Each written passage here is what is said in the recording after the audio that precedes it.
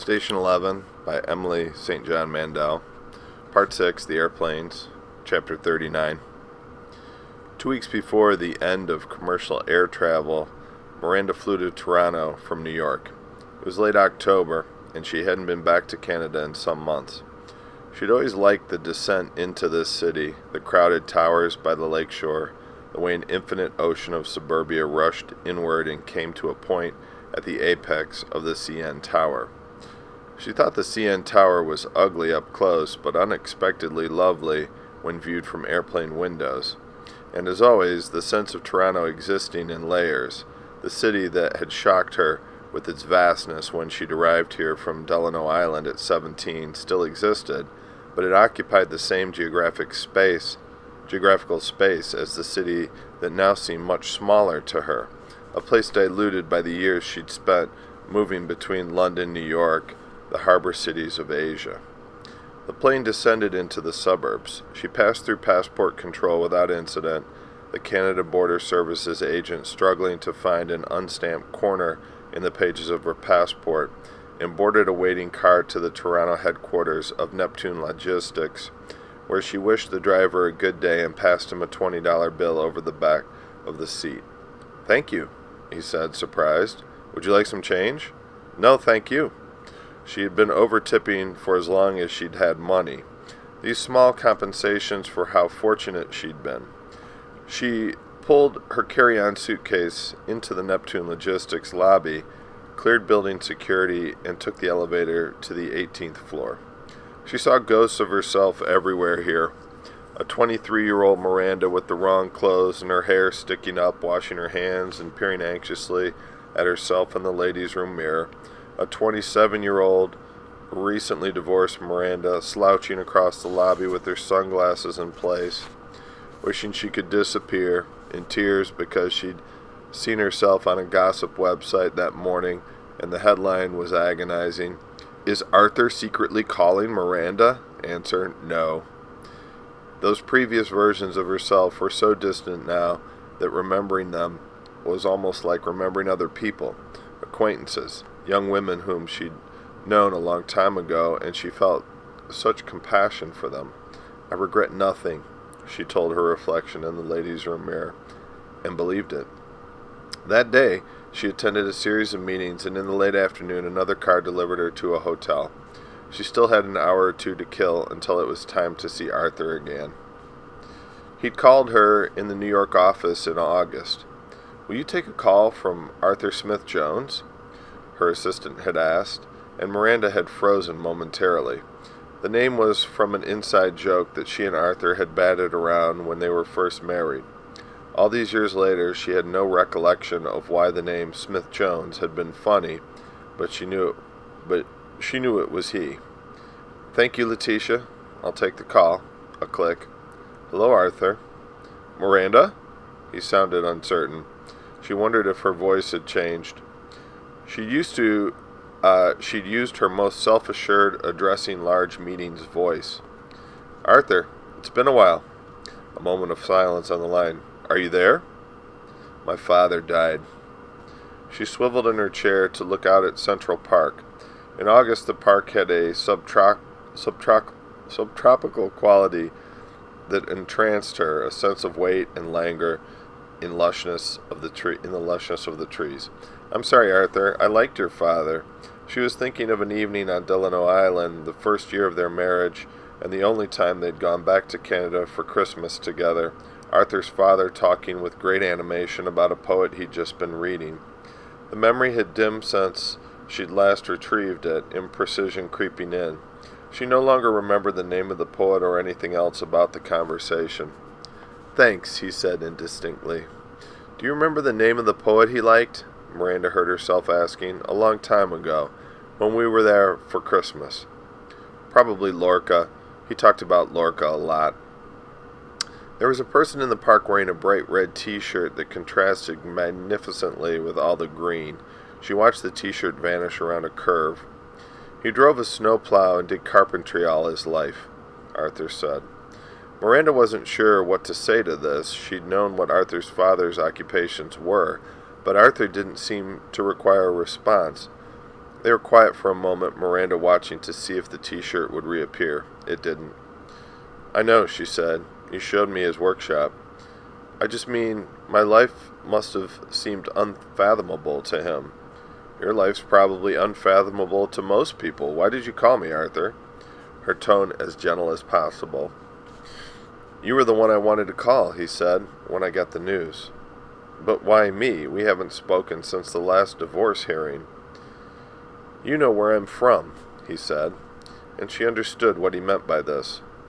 "Once we lived on an island in the ocean. Once we took the ferry to go to high school, and at night the sky was brilliant in the absence of all these city lights. Once we paddled canoes to the lighthouse to look at petroglyphs and fished for salmon and walked through the deep forest. But all of this was completely unremarkable because everyone else we knew did these things too. And here, in these lives we've built for ourselves, here in these hard and glittering cities, none of this would seem real if it wasn't for you." And aside from that, she realized, he was currently wifeless. Arthur was starring in King Lear, presently in previews at the Elgin Theater. They'd arranged to meet there because Arthur was in divorce proceedings with his third wife, Lydia, and he feared any restaurant he entered would attract a flock of cameras. The paparazzi had long since gotten bored of the non-story of Miranda's continued post-Arthur existence and had stopped following her, but nonetheless Miranda spent some time on her appearance before she left the hotel room, trying to make herself look a little less like her old self as little like her old self as possible.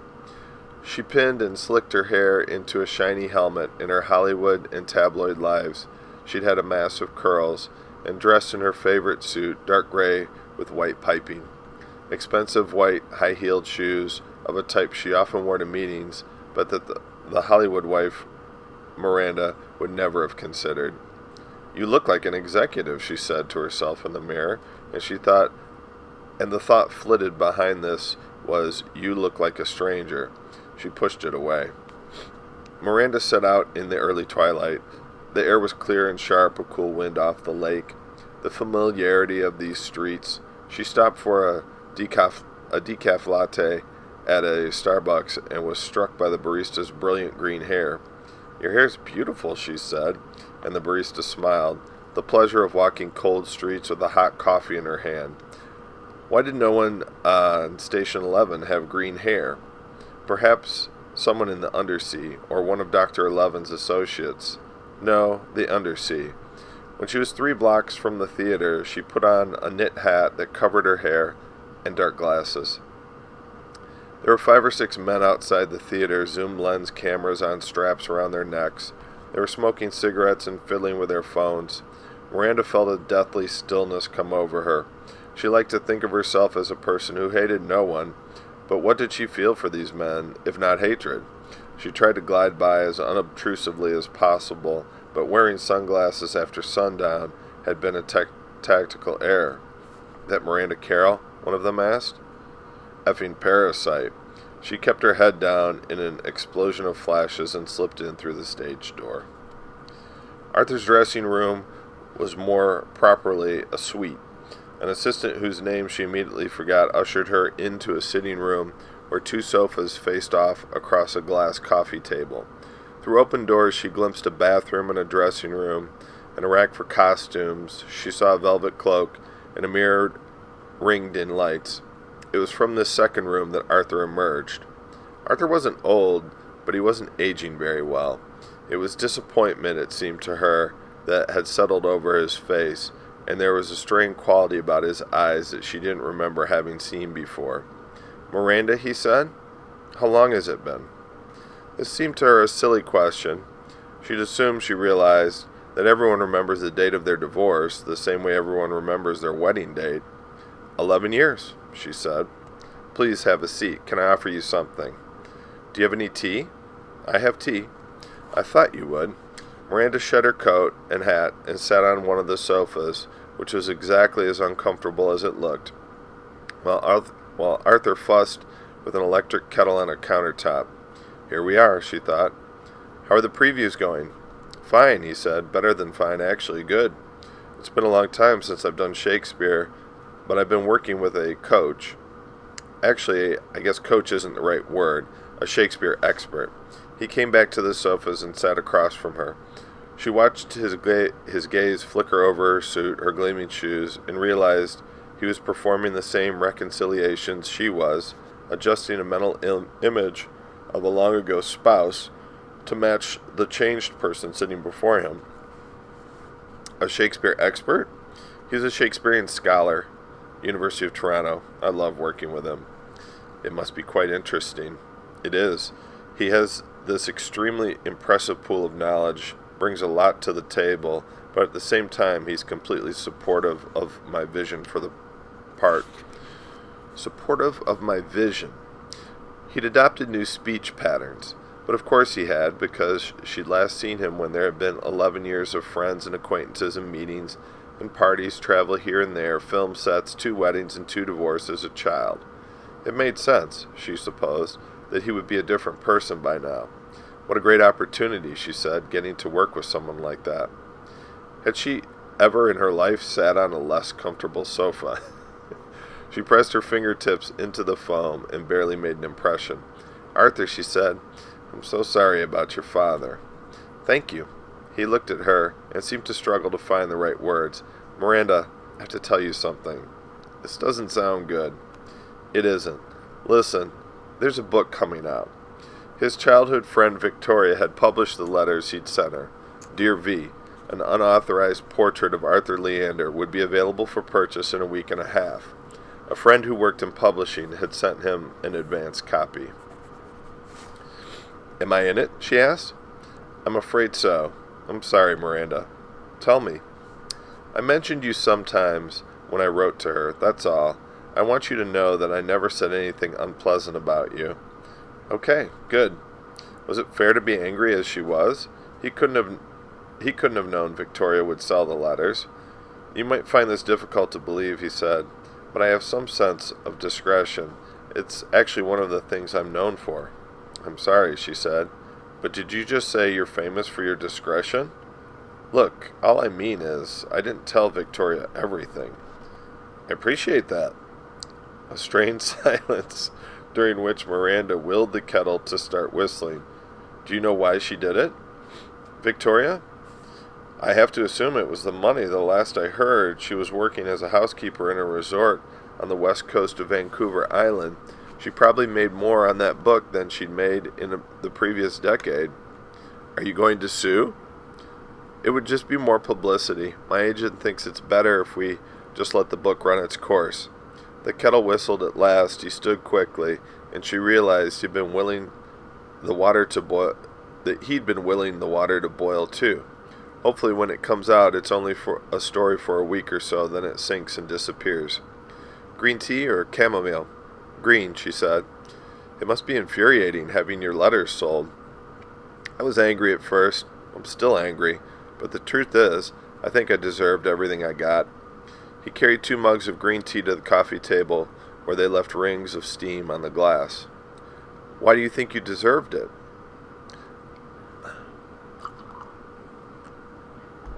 I treated Victoria like a diary. He lifted his mug, blew on the surface of his tea, and returned the mug very deliberately to the table. There was a studied quality to the movement, and Miranda had an odd impression that he was performing a scene. She wrote to me at first in the very beginning, maybe 2 letters and 3 postcards, back when I first started writing to her from Toronto. Then a couple of quick notes telling me about changes in address, with a cursory note at the beginning, Hi, sorry for not writing more, I've been busy, here's my new address. So all the times I saw you writing to her, Miranda said, she never wrote back? She was surprised by how sad this made her. Right. I used her as a repository for my thoughts. I think I stopped thinking of her as a human being reading a letter. He looked up, and here, a pause in which Miranda could almost see the script.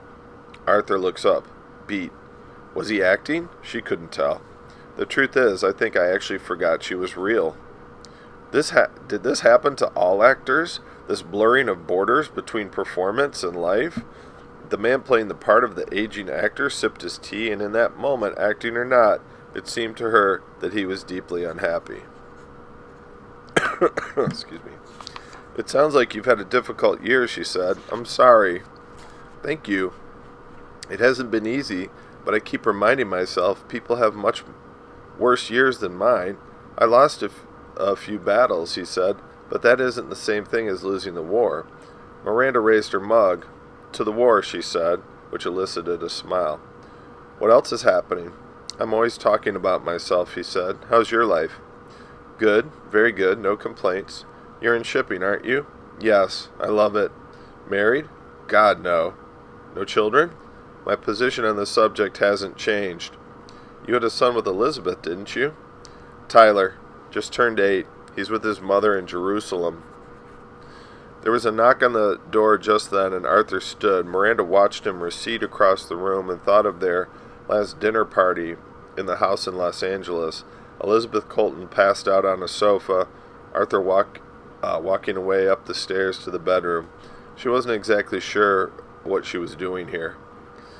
The person at the door was very small. Hello, Kiki, Arthur said. The visitor was a little girl, 7 or 8 years old. She clutched a coloring book in one hand, a pencil case in the other. She was very blonde, the sort of child who appears almost incandescent in certain lighting.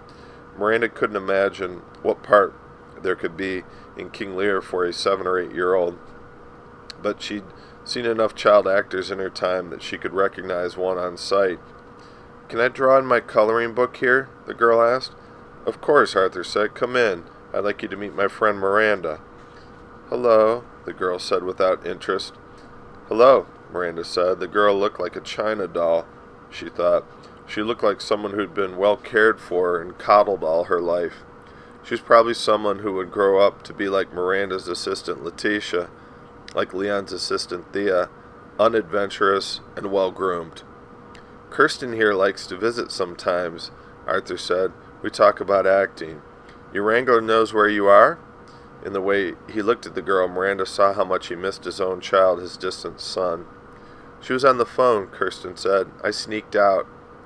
She sat on the carpet near the door, opened her coloring book to a half-completed page involving a princess, a rainbow, a distant castle, a frog, unpacked her pencils, and began drawing red stripes around the bell of the princess's dress. Are you still drawing? Arthur asked Miranda. He was noticeably more relaxed with Kirsten in the room. Always, yes. When she traveled, she carried a sketchbook in her luggage for the times when she was alone in hotel rooms at night. The focus of the work had gradually shifted. For years, Dr. 11 had been the hero of the narrative, but lately he'd begun to annoy her, and she'd become more interested in the undersea. These people living out their lives in underwater fallout shelters, clinging to the hope that the world they remembered could be restored. The undersea was limbo. She spent long hours sketching lives played out in underground rooms. You've actually just reminded me. I brought you something. She had finally assembled the first 2 issues of Dr. 11 comics and had had a few copies printed at her own expense. She extracted 2 copies of Dr. 11, Volume 1, Number 1, Station 11, and Dr. 11, Volume 1, Number 2, The Pursuit, from her handbag and passed them across the table. Your work, Arthur smiled. These are beautiful. The cover of this one was on the studio wall in L.A., wasn't it? You remember, an image that Arthur had once said was like the establishing shot for a movie. The sharp islands of the city, streets and buildings terraced into the rock, high bridges between. Far below, the aquatic darkness, the outlines of the airlock doors that led to the undersea, massive shapes on the ocean floor. Arthur opened the first issue at random to a 2-page spread, Ocean and Islands linked by bridges, twilight. Dr. Levin standing on a rock with his Pomeranian by his side. Text. I stood looking over my damaged home and tried to forget the sweetness of life on Earth. He was on a space station, Arthur said. I'd forgotten that. He was turning the pages. Do you still have the dog? Luli? She died a couple years back. I'm sorry to hear that. These are beautiful, he said again. Thank you. What is that? The little girl on the carpet asked. Miranda had forgotten about her for a moment. Some books my friend Miranda made, Arthur said. I'll show you later, Kiki. What are you working on there? The princess, Kirsten said. Matilda said I couldn't color her dress without stripes. Well, Arthur said, I can't say I agree with her. Is that why you snuck out of your dressing room? Were you fighting with Matilda again? She said it wasn't supposed to have stripes on it. I think stripes are perfect. Who's Matilda? Miranda asked.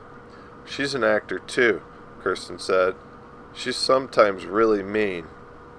It's an unusual staging, Arthur said. 3 little girls on the stage at the beginning playing childhood versions of Lear's daughters, and then they come back as hallucinations in the 4th act. No lines, they're just there. She thinks she's better than everyone because she goes to the National Ballet School, Kirsten said, returning to the subject of Matilda. Do you dance too? Miranda asked. Yeah, but I don't want to be a dancer. I think ballet's stupid. Kirsten told me she wants to be an actor, Arthur said. Oh, how interesting.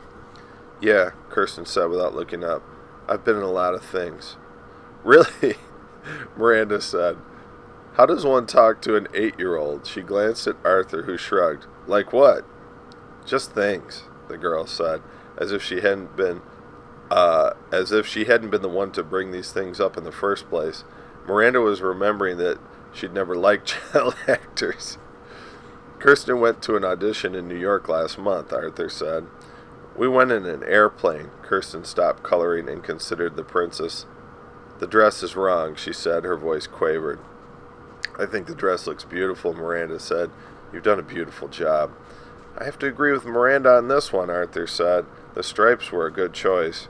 Kirsten turned the page. Blank outlines of a knight, a dragon, a tree. You're not going to finish the princess? Arthur asked. It isn't perfect, Kirsten said. They sat for a while in silence, Kirsten filling in the dragon with alternating green and purple scales, Arthur flipping through Station 11. Miranda drank her tea and tried not to overanalyze his facial expressions. Does she visit you often? Miranda asked softly when he'd reached the last page. Almost daily. She doesn't get along with the other girls. Unhappy kid. They sipped their tea for a moment without speaking. The scratching of the little girls' pencils on the coloring book page, the steam rings that their mugs left on the glass of the coffee table, the pleasant heat of the tea, the warmth and beauty of this room. These were the things Miranda remembered in the last few hours, 2 weeks later, when she was drifting in and out of delirium on a beach in Malaysia. How long are you in Toronto? Arthur asked. 4 days. I leave for Asia on Friday. What are you doing there? Working out of the Tokyo office mostly. There's some possibility of my transferring there next year. Meeting with local subsidiaries in Singapore and Malaysia, visiting a few ships. Did you know, she said, that 12% of the world's shipping fleet is moored 50 miles out of Singapore harbor? I didn't know that, he smiled. Asia, he said. Can you believe this life? Miranda was back in her hotel before she remembered the paperweight. She dropped her handbag on the bed and heard it clink against her keys. It was the paperweight of clouded glass that Clark Thompson had brought to a dinner party in Los Angeles 11 years ago, and she'd taken it that night from Arthur's study. She'd meant to give it back to him. She held the paperweight for a moment, admiring it in a lamplight.